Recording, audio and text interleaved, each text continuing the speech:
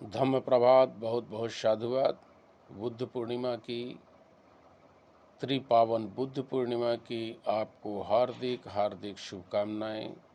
आपके जीवन में त्रिपावन बुद्ध पूर्णिमा सुख, समृद्धि, वैभव, गौरव और शोहरत वापस करे। मन से, काया से, वाणी से आप पूरी तरह से स्वस्थ हों, विचार से स्वस्थ हों, आपके कार्य पूरी तरह से स्वस्थ हों और समूचे वर्ल्ड में द बुद्धाज वर्ल्ड की स्थापना हो। समूचे वर्ल्ड में मत, अभिमत, अधिकार, कर्तव्य, हिस्सेदारी और भागीदारी सभी की हो, हर कामों में हो, तभी बुद्धाज वर्ल्ड का पूरा मकसद कामयाब होगा। आज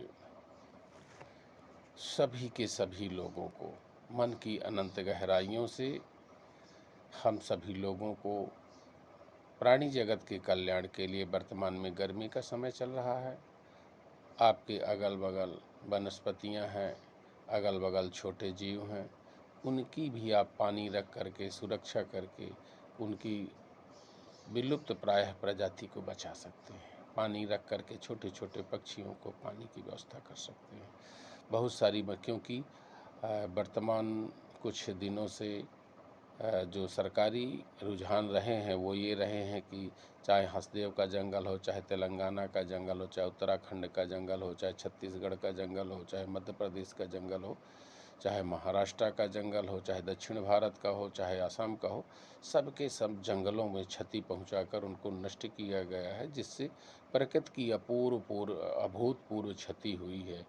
तो हम सबकी जिम्मेदारी बनती है कि हम सब लोग इसके प्रति भी जागरूक हों और जीव जगत के कल्याण के लिए जो भी अप्राकृतिक चीज़ें हैं, चूँकि भारत में सिंधु घाटी की सभ्यता बुद्धों की सभ्यता है और सिंधु घाटी के सभ्यता के पतन के बाद अबुद्धों का प्रादुर्भाव हुआ और यह क्रम चलते चलते जब साक्य द ग्रेट का समय आया तो पुनः बुद्धों का युग पैदा हुआ और 7वीं सदी तक बुद्धों का युग रहा और पुनः भारत में और पूरी दुनिया में अबुद्धों का युग छा गया, जिसमें अल्लाह गॉड भगवान के नाम से सारे काम करने लगे। अवैज्ञानिक, अतार्किक तथा असमानतावादी, लिंग भेद, है ना, जन्म भेद, स्थान भेद, भाषा भेद, तमाम तरह के बोलबाले शुरू हो गए। हिंसा, क्रूरता,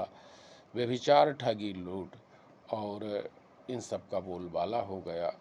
आज विज्ञान और साइंस टेक्नोलॉजी के युग में जी करके आपको तर्क के साथ में आगे बढ़ना चाहिए।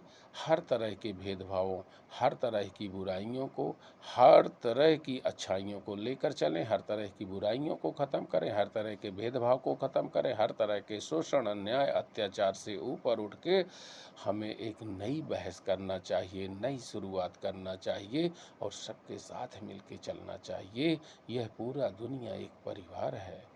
भौगोलिक परिस्थिति के कारण ठाना कोई छोटा होगा, कहीं का बड़ा होगा, कहीं का गोरा होगा, कहीं का काला होगा, पर भाषा अलग हो सकती है, विचार अलग हो सकते हैं, अभिव्यक्ति अलग हो सकती है, भोजन अलग हो सकता है, पर जीवन धारा एक ही है।